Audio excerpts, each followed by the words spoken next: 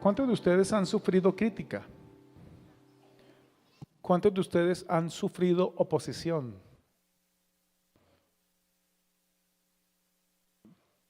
Saquemos eso del ambiente de la familia, más allá. Sí, bueno, empezando por nuestra familia, hemos a veces sufrido oposición y crítica. Y la otra pregunta a responder es, ¿qué hemos hecho al respecto? ¿Cómo hemos contestado? ¿O cómo hemos reaccionado ante esa situación? ¿Nos ha dado buenos resultados, regulares resultados o malos resultados? Nuestras reacciones ante la oposición, ante la crítica, ¿cómo le ha ido con eso? ¿Bien? ¿Regular? Como para de pronto no entrar en... Bien. Y quiero compartirles sobre eso, cómo superar la crítica, cómo superar la oposición. Y precisamente el tiempo con Dios de hoy es tremendamente claro en ese tema, ¿cierto? Y por eso vayamos al libro de Números, capítulo 16.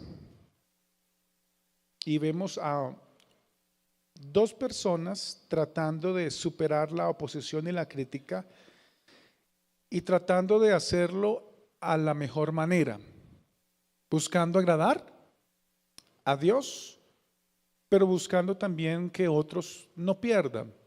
Como diría un escritor norteamericano, al hablar de los hábitos efectivos, altamente efectivos, diría ganar, ganar. Y estos dos hombres están enfrentando la oposición y la crítica, que es Moisés y Aarón, y buscan ese ganar, ganar. Ellos, Dios, pero que también el pueblo pueda de alguna manera ganar y no perder. ¿Qué dice la palabra? Números capítulo 16, versículo 41. Al día siguiente, esto del día siguiente, permítame hacer algunas acotaciones, es que acaba de morir un grupo de personas porque les incendiaron el cuerpo por rebeldes, lo que conocemos como la rebelión de Coré. Y acaba de pasar eso. Y al otro día, ¿qué ocurre? En ese contexto viene esta parte de la historia. Al día siguiente, toda la congregación de los israelitas, ¿qué hicieron? Volvió a murmurar contra Moisés y Aarón. ¿Y cómo lo hacían? Alegando. ¿Qué hacían? Alegando. ¿Y qué alegaban? Ustedes mataron al pueblo del Señor. Y como la congregación empezó, mire las actitudes. ¿Qué empezó a hacer la congregación? Amotinarse. Cualquier parecido con la realidad es solo coincidencia. Comenzó a amotinarse contra Moisés y Aarón. Estos se dirigieron a la tienda de reunión. De repente la nube cubrió la tienda y apareció la gloria del Señor. Uy, qué chévere. Aún en medio del pecado aparece la gloria del Señor, ¿cierto? Pero bueno, ese tipo de gloria que aparece allí ya sabemos para qué es. Entonces Moisés y Aarón se detuvieron frente a la tienda de reunión. Y el Señor dijo a Moisés, ¿cuántos diríamos amén a esa palabra? Póngale cuidado, póngale cuidado. Apártate de esta gente para que yo la consuma de una vez por todas. Ellos se postraron rostro en tierra. Y de esta manera nosotros podemos ver en esta palabra la manera en que podemos superar la crítica y la oposición. Porque esa es la verdad en esta palabra. Y es que podemos superar la crítica. ¿Me ayuda con esa frase del que tiene a su lado? Podemos superar la oposición. Podemos superar aquellos enemigos que quizás se levantan en contra del proyecto de Dios en nuestras vidas. Sí podemos hacerlo, sí se puede. Y por eso quiero compartirles, respondiendo a esta pregunta, ¿cómo superar la crítica? Y entonces hay tres acciones en esta palabra que nos van a llevar a superar la crítica. Primera acción, ¿cuál creen que sea? Versículo 42, volvámoslo a leer. Como la congregación empezó a amotinarse contra Moisés y Aarón, estos se dirigieron a la tienda de reunión. De repente la nube cubrió la tienda y apareció la gloria del Señor. Entonces Moisés y Aarón se detuvieron frente a la tienda de reunión. No estaban cerca, estaban distantes, y al empezar el amotinamiento y la murmuración y de alguna manera la persecución contra ellos, ¿a dónde se dirigieron ellos? ¿A qué lugar? Al tabernáculo, a la tienda de reunión donde la gloria del Señor se manifestaba. Y aquí encontramos el primer paso para superar la oposición y la crítica. Y es sencillo, acudir a Dios. Acudir a Dios, cosa que no es sencillo. O sea, es sencillo decirlo, pero no es sencillo hacerlo. Porque ante el señalamiento, la oposición y la crítica, por naturaleza nuestra, ¿qué hacemos? Y lo primero que pensamos es, sí, voy a acudir al Señor, voy a ir al Señor para comentarle cómo estoy, cómo está mi situación emocional, cómo me siento, lo triste, lo difícil, lo depresivo que me siento. ¿Sí es eso nuestra primera reacción? No, no pensamos en, ay, sí, yo necesito acudir a Dios. Porque nuestra naturaleza, y es algo positivo, no es algo negativo, nuestra naturaleza tiene un sentido de supervivencia. Un sentido de supervivencia. ¿Ustedes recuerdan el programa del Chavo del Ocho cuando estaban jugando a ser el médico? Entonces el chavo cogía el martillo y le pegaba en la rodilla al Kiko y reaccionaba la otra pierna. Los expertos llaman ese reflejo el arco reflejo, ¿cierto? ¡Pum! Por naturaleza nuestro cuerpo está diseñado para reaccionar así, para autoprotegerse, física y emocionalmente. Así que lo primero que pasa en nuestro interior, la primera acción que hay en nosotros, ¿cuál es? Necesito protegerme en este momento. Me están señalando, me están criticando. Necesito protegerme. ¿Y cómo me protejo? Y ahí es donde empezamos a pensar, va a ver, va a conocer quién soy yo. Los que saben esta imagen, solo con el chasquido va a conocer quién soy yo. Esa es nuestra reacción natural. Sin embargo, gracias al Señor tenemos al Espíritu Santo que actúa de una manera misteriosa pero instantánea en nosotros, a través de nuestra conciencia. Y quienes tienen relación con el Espíritu Santo y conocen la palabra del Señor, en medio de esa reacción natural de sentirse mal y querer reaccionar feamente, reacciones dolorosas, insultantes o violentas, entonces esa es nuestra reacción. Pero cuando tenemos al Espíritu Santo en nuestra conciencia, ¿qué hace Dios? Ahí es donde actúa el Espíritu Santo, como dice la palabra en Juan, y el Espíritu Santo les convencerá. ¿Y qué hace el Espíritu Santo? Nos convence en ese momento o nos sugiere, hey, sé que estás mal, sé que eso te dolió, sé que quieres hablar, sé que quieres decir las cosas, pero un momento, respira, a ver, hasta 5, no alcanzas, hasta 10, bueno, hasta 20, toma aire, no lo hagas de esa manera, hay otra manera mejor.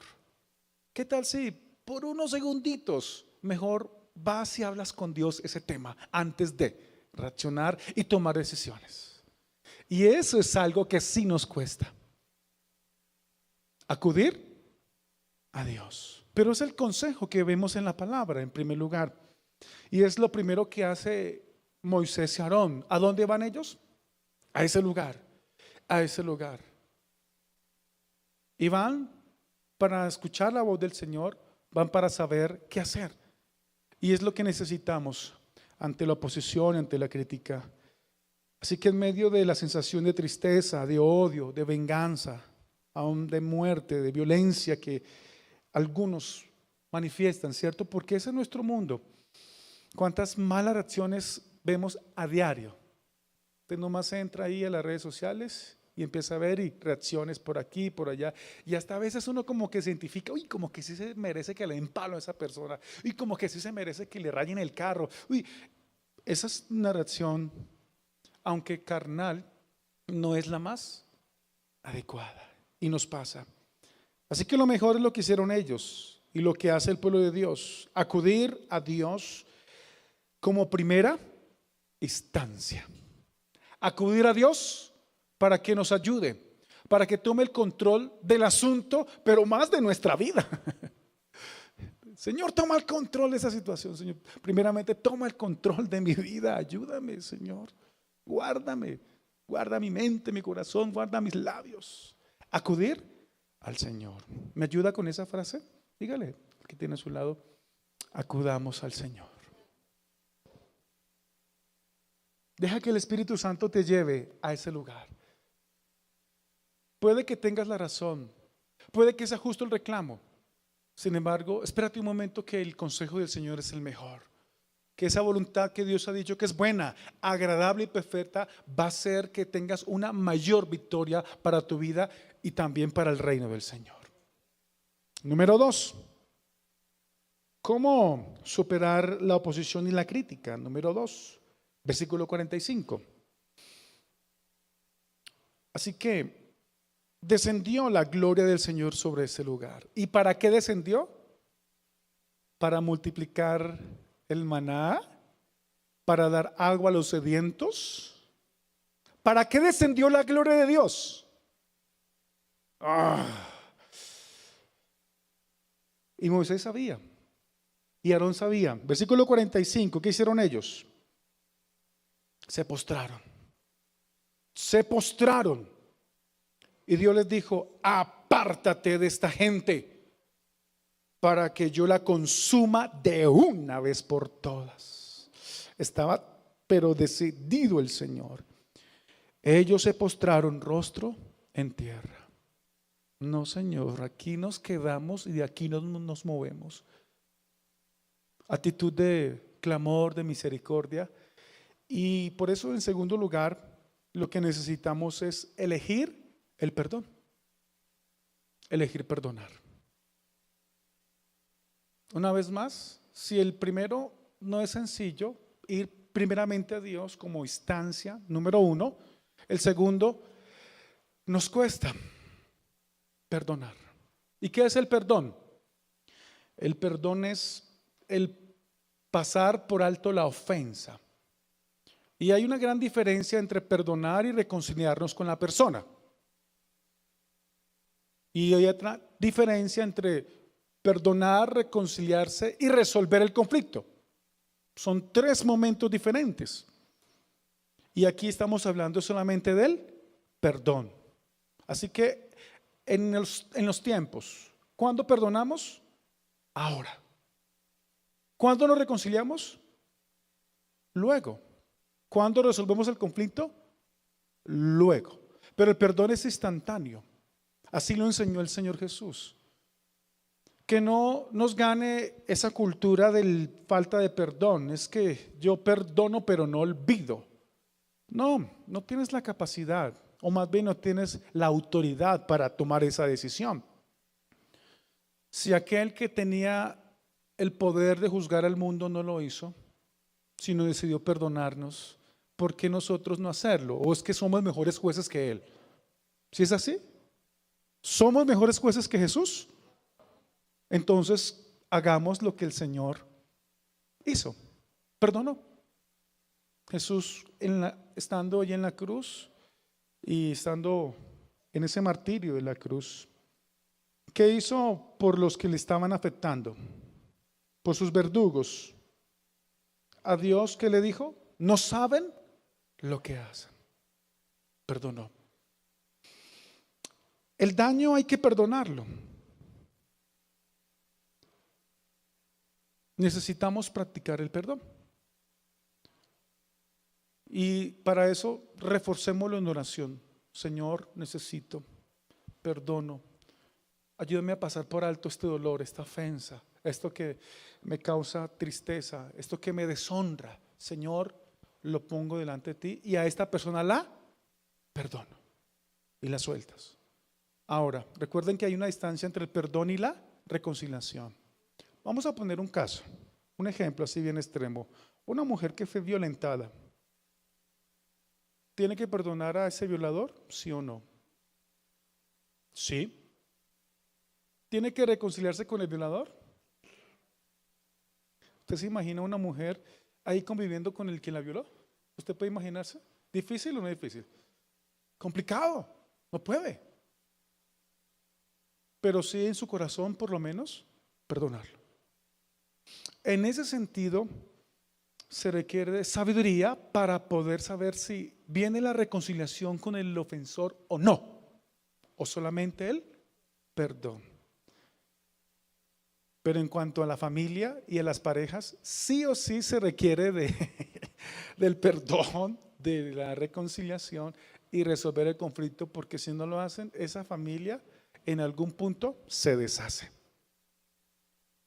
Esas relaciones entre amigos, entre vecinos, se deshace. Se requiere de las tres.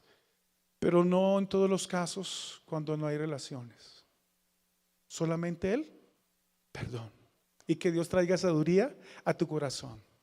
Pero en este punto, perdonar. Moisés se postró y Aarón se postraron a manera de impedir que Dios actuara, pidiendo perdón para ese pueblo. Bueno, y en tercer y último lugar, versículo 46. Y Moisés dijo a Aarón: toma tu incensario y pon en él algunas brasas del altar, agrégale incienso y vete corriendo a donde está la congregación para pedir perdón por ellos, porque la ira del Señor se ha desbordado y una desgracia ha caído sobre ellos. Aarón hizo lo que Moisés le dijo y corrió a ponerse en medio de la asamblea. La desgracia de parte de Dios ya había empezado entre el pueblo, así que Aarón ofreció incienso y pidió perdón por el pecado del pueblo y se puso entre los vivos y los muertos y así detuvo la plaga. Ya habían muerto hasta ese momento. ¿Qué dice la Biblia?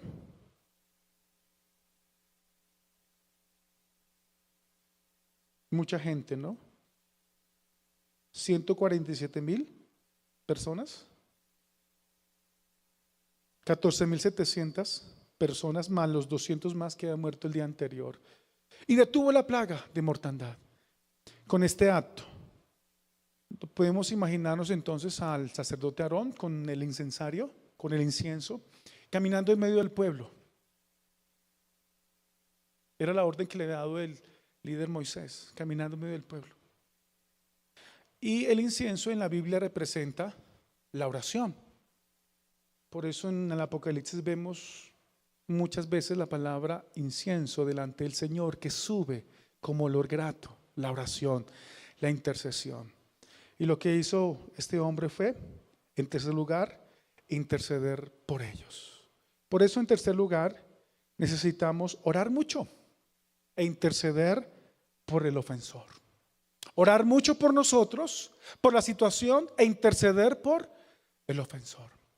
Eso no se resuelve de otra manera sino en oración, para que el Señor tome el control de la situación, tome el control de nosotros y además nos dé las estrategias de cómo resolver la situación. Si se puede resolver, por lo menos que tengamos la calma y la paz y la paciencia de parte del Señor.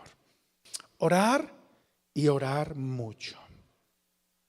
Entonces Jesús allí en la plena cruz dijo: Padre, perdónalos porque no saben lo que hacen.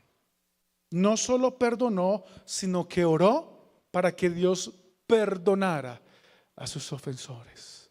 ¿Qué nivel, no? ¿Qué nivel? ¿Qué nivel? Nosotros en su caso diríamos: hola, señor de la moto, ¿está libre? ¿Está libre? ¿Cuánto me vale esta vuelta? Pero el Señor perdonó. ¿Y sabe por qué la iglesia es muy importante cuando ora? Nosotros quizá no fuimos, pero estamos representando a los ofensores que ofenden a Dios con tantas cosas en esta nación. Gente que practica idolatría, hechicería, ocultismo, la ilegalidad, la inmoralidad. Y nosotros como iglesia sabemos que eso pues le ofende a Dios. ¿Y qué hacemos en estos espacios? Interceder a favor de nuestra nación, a favor de ellos. Que seamos intercesores. Quedémonos con esta frase para cerrar. Para superar la crítica, la oración y el perdón, practica. Para superar la crítica, la oración y el perdón, practica. Señor, gracias por amarnos y perdonarnos. Sabes, no quisiéramos pasar por la crítica y la oposición. Eso es feo, es doloroso, Señor. Pero también es una oportunidad para poder vivir en ti, para poder actuar como esperas que lo hagamos. Probablemente alguien necesita este consejo de ti para hacer una autocirugía de su corazón, porque le han ofendido, le han fallado. Te pido que sanes el dolor, la tristeza. Que sane, Señor, ese desvalor que la persona sintió por la oposición, por la crítica, por la humillación. Si hay, Padre, historias de años que alguien ha tenido, cierra ese capítulo hoy, por favor. Ayúdale a cerrar esa historia del pasado plenamente y a poder asumir nuevos hábitos en cuanto a la oposición. Te pedimos que nos ayudes. Te pedimos que nos bendigas y nos fortalezcas. Por favor, póngase de pie, tenga la bondad. Levante sus manos.